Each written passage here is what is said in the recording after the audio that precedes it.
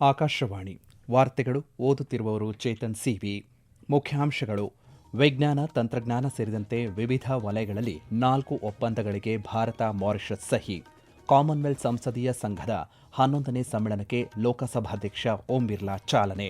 ದೇಶದ ಎಲೆಕ್ಟ್ರಾನಿಕ್ಸ್ ಉತ್ಪಾದನಾ ಕ್ಷೇತ್ರದಲ್ಲಿ 25 ಲಕ್ಷ ಉದ್ಯೋಗಗಳ ಸೃಜನೆ, ಕೇಂದ್ರ ಸಚಿವ ಅಶ್ವಿನಿ ವೈಷ್ಣವ್.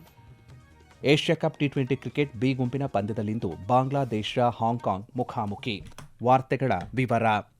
ಪ್ರಧಾನಿ ನರೇಂದ್ರ ಮೋದಿಯವರು ಇಂದು ವಾರಾಣಸಿಯಲ್ಲಿ ಮಾರಿಷಸ್ ಪ್ರಧಾನಿ ನವೀನ್ ಚಂದ್ರ ರಾಮಗುಲಂ ಅವರೊಂದಿಗೆ ದ್ವಿಪಕ್ಷೀಯ ಮಾತುಕತೆಯನ್ನು ನಡೆಸಿದರು. ಜಂಟಿ ಪತ್ರಿಕಾಗೋಷ್ಠಿಯಲ್ಲಿ ಪ್ರಧಾನಿ ನರೇಂದ್ರ ಮೋದಿಯವರು ಭಾರತ ಮತ್ತು ಮಾರಿಷಸ್ 2 ರಾಷ್ಟ್ರಗಳು, ಆದರೆ ಕನಸುಗಳು ಒಂದೇ. ಭಾರತ ಮತ್ತು ಮಾರಿಷಸ್ ಕೇವಲ ಪಾಲುದಾರರಲ್ಲ, ಬದಲಾಗಿ ಒಂದು ಕುಟುಂಬ ಎಂದು ಹೇಳಿದರು. ವಿದೇಶದಲ್ಲಿ ಮೊದಲ ಜನೌಷಧ ಕೇಂದ್ರವನ್ನು ಈಗ ಮಾರಿಷಸ್ನಲ್ಲಿ ಸ್ಥಾಪನೆ ಮಾಡಲಾಗಿದೆ. ಇಂಧನ ಭದ್ರತೆಯು ದ್ವಿಪಕ್ಷೀಯ ಪಾಲುದಾರಿಕೆಯ ಪ್ರಮುಖ ಆಧಾರ ಸ್ತಂಭವಾಗಿದೆ. ಐಐಟಿ ಮದ್ರಾಸ್ ಮತ್ತು Indian institute of plantation management Mauritius ವಿಶ್ವವಿದ್ಯಾಲಯದೊಂದಿಗೆ ಒಪ್ಪಂದಗಳಿಗೆ ಸಹಿ ಹಾಕಿವೆ ಎಂದು ಪ್ರಧಾನಿ ನರೇಂದ್ರ ಮೋದಿಯವರು ಈ ಸಂದರ್ಭದಲ್ಲಿ ಹೇಳಿದರು. ऊर्जा सुरक्षा हमारी भागीदारी का एक अहम स्तंभ है. भारत मॉरिशस के एनर्जी ट्रांजिशन में सहयोग दे रहा है. मॉरिशस को 100 इलेक्ट्रिक बसें दी जा रही हैं, जिसमें से 10 पहुंच चुकी है. ऊर्जा के क्षेत्र में संपन्न हुए कॉम्प्रिहेंसिव पार्टनरशिप समझौते से इसे और बल मिलेगा. फ्री, ओपन, सिक्योर, स्थिर और समृद्ध हिंद महासागर हमारी साझा प्राथमिकता है. इस संदर्भ में मॉरिशस के एक्सक्लूसिव इकोनॉमिक जोन की सुरक्षा और मैरीटाइम कैपेसिटी को मजबूत करने के लिए भारत पूरी तरह प्रतिबद्ध है. ವಿಜ್ಞಾನ ಮತ್ತು ತಂತ್ರಜ್ಞಾನ, ಸಾಗರಶಾಸ್ತ್ರ, ಆಡಳಿತ ತರಬೇತಿ ಮತ್ತು ಟೆಲಿಮೆಟ್ರಿ ಕ್ಷೇತ್ರದಲ್ಲಿ 4 ಒಪ್ಪಂದಗಳನ್ನು ಇದೇ ವೇಳೆ ವಿನಿಮಯ ಮಾಡಿಕೊಳ್ಳಲಾಯಿತು. ಅಲ್ಲದೆ ವಿದ್ಯುತ್ ವಲಯಕ್ಕೆ ಸಂಬಂಧಪಟ್ಟಂತೆ 3 ದಾಖಲೆಗಳು, ಸಣ್ಣ ಅಭಿವೃದ್ಧಿ ಯೋಜನೆಗಳಿಗೆ ಭಾರತದಿಂದ ಅನುದಾನ ಮತ್ತು ಹೈಡ್ರೋಗ್ರಫಿಯನ್ನು ಸಹ ಈ ಸಂದರ್ಭದಲ್ಲಿ ವಿನಿಮಯ ಮಾಡಿಕೊಳ್ಳಲಾಯಿತು. ಭಾರತ ಮತ್ತು ಮಾರಿಷಸ್ ಕಡಲ ಭದ್ರತೆ, ಕಡಲ್ಗಳ್ಳತನ ಮತ್ತು ಮಾದಕ ವಸ್ತು ಕಳ್ಳಸಾಗಣೆ ಸಂಬಂಧಪಟ್ಟಂತೆ ಸವಾಲುಗಳನ್ನು ಎದುರಿಸಲು ಒಟ್ಟಾಗಿ ಕೆಲಸ ಮಾಡುತ್ತಿವೆ ಎಂದು ವಿದೇಶಾಂಗ ಕಾರ್ಯದರ್ಶಿ ವಿಕ್ರಮ್ ಮಿಸ್ರಿ ಹೇಳಿದ್ದಾರೆ. ಮಾಧ್ಯಮಗಳಿಗೆ ಮಾಹಿತಿ ನೀಡಿದ ಅವರು, ಮಾರಿಷಸ್ ಭಾರತದ ನೆರೆಹೊರೆ ಮೊದಲ ನೀತಿ ಮತ್ತು ವಿಷನ್ ಮಹಾಸಾಗರದ ಅವಿಭಾಜ್ಯ ಅಂಗವಾಗಿದೆ.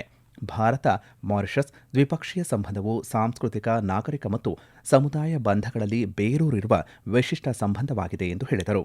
ಅಭಿವೃದ್ಧಿ, ಸಹಕಾರ, ಕಡಲ ಭದ್ರತೆ ಮತ್ತು ಆರೋಗ್ಯ ಅಭಿವೃದ್ಧಿ ಸೇರಿದಂತೆ ವೈವಿಧ್ಯಮಯ ಕ್ಷೇತ್ರಗಳಲ್ಲಿ ಭಾರತ ಮಾರಿಷಸ್ ಪಾಲುದಾರಿಕೆ ಹೊಂದಿವೆ ಎಂದು ವಿಕ್ರಮ್ ಮಿಸ್ರಿ ಹೇಳಿದರು. ಬೆಂಗಳೂರಿನಲ್ಲಿ ಇಂದಿನಿಂದ 3 ದಿನಗಳ ಕಾಲ ನಡೆಯಲಿರುವ ಕಾಮನ್ವೆಲ್ತ್ ಸಂಸದೀಯ ಸಂಘದ 11ನೇ ಸಮ್ಮೇಳನಕ್ಕೆ ಲೋಕಸಭಾಧ್ಯಕ್ಷ ಓಂ ಬಿರ್ಲಾ ಚಾಲನೆ ನೀಡಿದರು. ಸಮ್ಮೇಳನ ಉದ್ದೇಶಿಸಿ ಮಾತನಾಡಿದ ಮುಖ್ಯಮಂತ್ರಿ ಸಿದ್ದರಾಮಯ್ಯ, ನಾವು ಶಾಸಕಾಂಗ ಪ್ರತಿನಿಧಿಗಳಾಗಿ ಮಾತ್ರವಲ್ಲದೆ ಪ್ರಜಾಪ್ರಭುತ್ವದ ರಕ್ಷಕರಾಗಿಯೂ ಇಲ್ಲಿ ಸೇರಿದ್ದೇವೆ. ಡಾಕ್ಟರ್ ಬಿಆರ್ ಅಂಬೇಡ್ಕರ್ ಅವರ ಮಾತಿನಂತೆ ಪ್ರಜಾಪ್ರಭುತ್ವವು ಭಾರತಕ್ಕೆ ಹೊಸದಾಗಿ ಆಮದು ಮಾಡಿಕೊಂಡ ಉಡುಗೊರೆಯಲ್ಲ, ಬದಲಾಗಿ ನಮ್ಮ ನಾಗರಿಕತೆಯ ನೀತಿಯಲ್ಲಿ ಆಳವಾಗಿ ಬೇರೂರಿರುವ ತತ್ವವಾಗಿದೆ ಎಂದು ಹೇಳಿದರು. ಲೋಕಸಭಾಧ್ಯಕ್ಷ ಓಂ ಬಿರ್ಲಾ ಮಾತನಾಡಿ, ಲೋಕತಂತ್ರದ ಪ್ರತಿಯೊಂದು ಅಂಗವೂ ಪಾರದರ್ಶಕವಾಗಿ ಇರಬೇಕು. ವಿಭಿನ್ನ ಚರ್ಚೆಯ ನಂತರ ಸಂವಿಧಾನ ರೂಪುಗೊಂಡಿತು. ಭಾರತ ಜಗತ್ತಿನ ಅತಿದೊಡ್ಡ ಪ್ರಜಾಪ್ರಭುತ್ವ ದೇಶವಾಗಿದೆ. ಪ್ರಜಾತಂತ್ರವು ಈಗಲೂ ಜೀವಂತವಾಗಿದೆ ಎಂದು ಹೇಳಿದರು. ಕಾರ್ಯಕ್ರಮದಲ್ಲಿ ಉಪಮುಖ್ಯಮಂತ್ರಿ ಡಿಕೆ ಶಿವಕುಮಾರ್, ವಿಧಾನಸಭಾಧ್ಯಕ್ಷ ಯುಟಿ ಖಾದರ್, ವಿಧಾನ ಪರಿಷತ್ ಸಭಾಪತಿ ಬಸವರಾಜ ಹೊರಟ್ಟಿ ಸೇರಿದಂತೆ ಹಲವು ಗಣ್ಯರು ಉಪಸ್ಥಿತರಿದ್ದರು.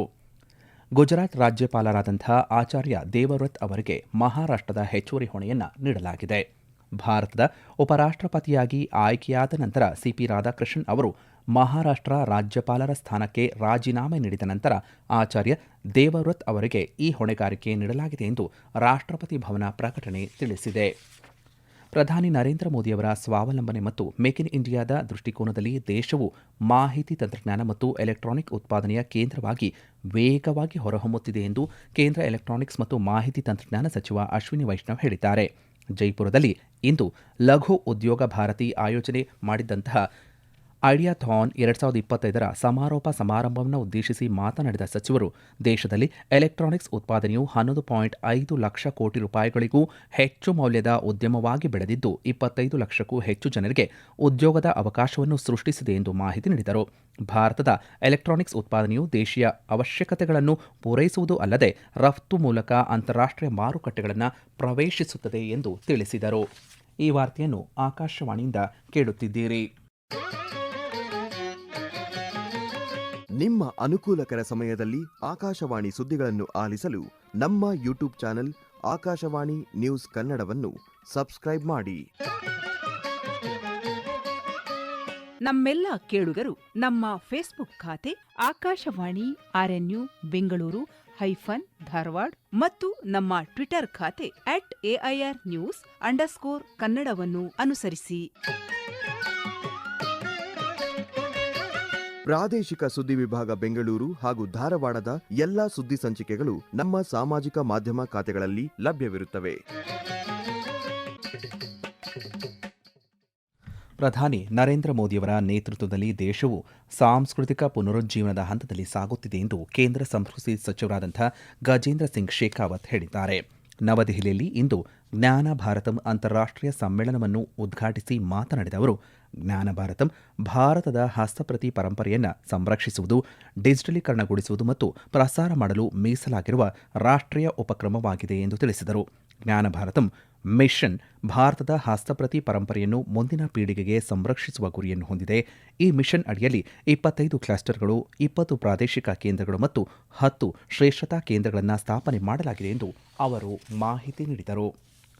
ಕೇಂದ್ರ ಗೃಹ ಸಚಿವ ಅಮಿತ್ ಶಾ ಇಂದು ಲಕ್ನೋ, ತಿರುವನಂತಪುರಂ, ತಿರುಚಿ, ಕಲ್ಲಿಕೋಟೆ ಮತ್ತು ಅಮೃತಸರ ವಿಮಾನ ನಿಲ್ದಾಣಗಳಲ್ಲಿ ಫಾಸ್ಟ್ ಟ್ರ್ಯಾಕ್ ವಲಸೆ ವಿಶ್ವಾಸಾರ್ಹ ಪ್ರಯಾಣಿಕರ ಕಾರ್ಯಕ್ರಮವನ್ನು ವಿಡಿಯೋ ಕಾನ್ಫರೆನ್ಸ್ ಮೂಲಕ ಉದ್ಘಾಟನೆ ಮಾಡಿದರು.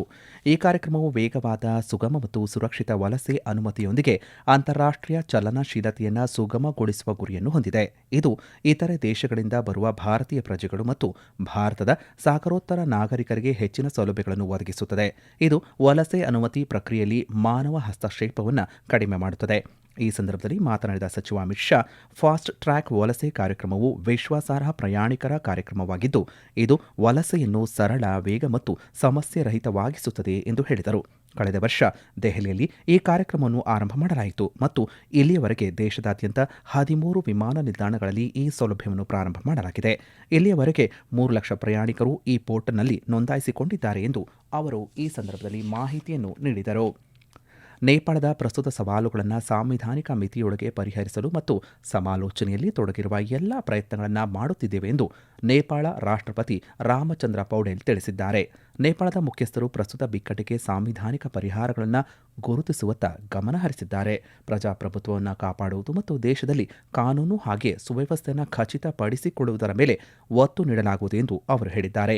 ಚಳವಳಿ ನಡೆಸುತ್ತಿರುವಂತಹ ನಾಗರಿಕರ ಬೇಡಿಕೆಗಳನ್ನು ಪೂರೈಸಲು ನಡೆಯುತ್ತಿರುವಂತಹ ಪ್ರಯತ್ನಗಳಲ್ಲಿ ಎಲ್ಲ ಪಕ್ಷಗಳು ವಿಶ್ವಾಸವನ್ನು ಹೊಂದಬೇಕು. ರಾಷ್ಟ್ರದಾದ್ಯಂತ ಶಾಂತಿ ಮತ್ತು ಸ್ಥಿರತೆಯನ್ನು ಕಾಪಾಡಿಕೊಳ್ಳಲು ಸಹಕರಿಸುವಂತೆ ರಾಮಚಂದ್ರ ಪೌಡೆಲ್ ಅಲ್ಲಿನ ನಾಗರಿಕರಲ್ಲಿ ಮನವಿ ಮಾಡಿದ್ದಾರೆ. ಅಬುಧಾಬಿಯ ಶೇಖ್ ಝಯದ್ ಕ್ರೀಡಾಂಗಣದಲ್ಲಿ ಇಂದು ನಡೆಯಲಿರುವಂತಹ ಏಷ್ಯಾ ಕಪ್ T20 ಕ್ರಿಕೆಟ್ ಪಂದ್ಯಾವಳಿಯ ಬಿ ಗುಂಪಿನ ಪಂದ್ಯದಲ್ಲಿ ಭಾರತ ಮತ್ತು ಹಾಂಕಾಂಗ್ ತಂಡಗಳು ಮುಖಾಮುಖಿಯಾಗಲಿವೆ. ಪಂದ್ಯ ಭಾರತೀಯ ಕಾಲಮಾನ ರಾತ್ರಿ 8 ಗಂಟೆಗೆ ಆರಂಭವಾಗಲಿದೆ. ಭಾರತವು ಮೊಟ್ಟಮೊದಲ ಬಾರಿಗೆ ನಡೆಯಲಿರುವಂತಹ ಮಹಿಳಾ T20 ಅಂಧರ ವಿಶ್ವಕಪ್ಗಾಗಿ 16 ಸದಸ್ಯರ ತಂಡವನ್ನು ಪ್ರಕಟಿಸಿದೆ. ನವೆಂಬರ್ 11ರಿಂದ 25ರವರೆಗೆ ನಡೆಯಲಿರುವ ಈ ಪಂದ್ಯಾವಳಿಯಲ್ಲಿ 21 ಲೀಗ್ ಪಂದ್ಯಗಳು ಮತ್ತು 2 ಸೆಮಿಫೈನಲ್ಗಳು ಹಾಗೂ ನಂತರ ಫೈನಲ್ ಪಂದ್ಯ ನಡೆಯಲಿದೆ. ಇದರಲ್ಲಿ ಆಸ್ಟ್ರೇಲಿಯಾ, ಇಂಗ್ಲೆಂಡ್, ಭಾರತ, ನೇಪಾಳ, ಪಾಕಿಸ್ತಾನ, ಶ್ರೀಲಂಕಾ ಮತ್ತು USA ತಂಡಗಳು ಭಾಗಿಯಾಗಲಿವೆ. ಪಂದ್ಯಗಳು ನವದೆಹಲಿ ಮತ್ತು ಬೆಂಗಳೂರಿನಲ್ಲಿ ನಡೆಯಲಿವೆ. ಈ ಮೊದಲು ಕಠ್ಮಂಡುವನ್ನು 3ನೇ ಆತಿಥೇಯ ನಗರವೆಂದು ಗುರುತಿಸಲಾಗಿತ್ತು. ಪಾಕಿಸ್ತಾನವನ್ನು ಒಳಗೊಂಡ ಪಂದ್ಯಗಳನ್ನು ಅಲ್ಲಿ ನಿಗದಿಪಡಿಸಲಾಗಿತ್ತು. ಆದರೆ ನೇಪಾಳದಲ್ಲಿನ ಪ್ರಸ್ತುತ ಪರಿಸ್ಥಿತಿಯಿಂದಾಗಿ ಪರ್ಯಾಯ ಸ್ಥಳವನ್ನು ಪರಿಗಣನೆ ಮಾಡಲಾಗಿದೆ. ಹಾಂಕಾಂಗ್ ಓಪನ್ ಬ್ಯಾಡ್ಮಿಂಟನ್ನಲ್ಲಿ ಭಾರತದ ಪುರುಷರ ಡಬಲ್ಸ್ ಜೋಡಿ ಸಾತ್ವಿಕ್ ಸಾಯಿರಾಜ್ ರಾಂಕಿರೆಡ್ಡಿ ಮತ್ತು ಚಿರಾಗ್ ಶೆಟ್ಟಿ ಕ್ವಾರ್ಟರ್ ಫೈನಲ್ ಪ್ರವೇಶವನ್ನು ಪಡೆದಿದ್ದಾರೆ. 8ನೇ ಶ್ರೇಯಾಂಕಿತ ಭಾರತದ ಜೋಡಿ ಮೊದಲ ಪಂದ್ಯದಲ್ಲಿ ಸೋತ ಬಳಿಕ ಶ್ರೇಯಾಂಕ ರಹಿತ ಥಾಯ್ ಜೋಡಿಯನ್ನು 63 ನಿಮಿಷಗಳ ಪಂದ್ಯದಲ್ಲಿ 18-21, 21-15, 21-11 ಸೆಟ್ಗಳಿಂದ ಸೋಲಿಸಿತು. ಕೊನೆಯಲ್ಲಿ ಮತ್ತೊಮ್ಮೆ ಮುಖ್ಯಾಂಶಗಳು. ವಿಜ್ಞಾನ, ತಂತ್ರಜ್ಞಾನ ಸೇರಿದಂತೆ ವಿವಿಧ ವಲಯಗಳಲ್ಲಿ 4 ಒಪ್ಪಂದಗಳಿಗೆ ಭಾರತ, ಮಾರಿಷಸ್ ಸಹಿ. ಕಾಮನ್ವೆಲ್ತ್ ಸಂಸದೀಯ ಸಂಘದ 11ನೇ ಸಮ್ಮೇಳನಕ್ಕೆ ಲೋಕಸಭಾಧ್ಯಕ್ಷ ಓಂ ಬಿರ್ಲಾ ಚಾಲನೆ. ದೇಶದ ಎಲೆಕ್ಟ್ರಾನಿಕ್ಸ್ ಉತ್ಪಾದನಾ ಕ್ಷೇತ್ರದಲ್ಲಿ 25 ಲಕ್ಷ ಉದ್ಯೋಗಗಳ ಸೃಜನೆ. ಕೇಂದ್ರ ಸಚಿವ Ashwini Vaishnaw. Asia cup T20 cricket B ಗುಂಪಿನ ಪಂದ್ಯದಲ್ಲಿಂದು ಬಾಂಗ್ಲಾದೇಶ ಹಾಂಕಾಂಗ್ ಮುಖಾಮುಖಿ. ಇಲ್ಲಿಗೆ ವಾರ್ತಾ ಪ್ರಸಾರ ಮುಕ್ತಾಯವಾಯಿತು. ನಮ್ಮ ಮುಂದಿನ ವಾರ್ತಾ ಪ್ರಸಾರ ನಾಳೆ ಬೆಳಗ್ಗೆ 7 ಗಂಟೆ 5 ನಿಮಿಷಕ್ಕೆ.